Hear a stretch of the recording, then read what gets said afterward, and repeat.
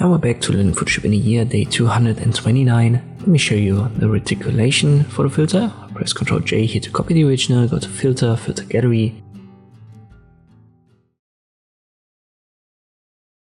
It's in the Sketch folder.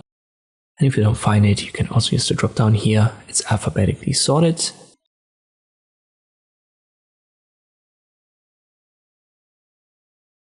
You've got 3 ways to adjust it.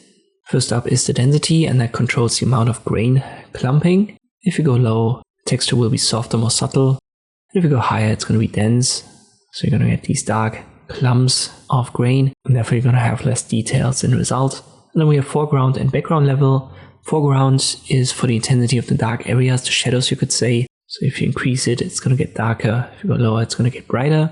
And background level is then for the highlights. So this generally controls the lightness.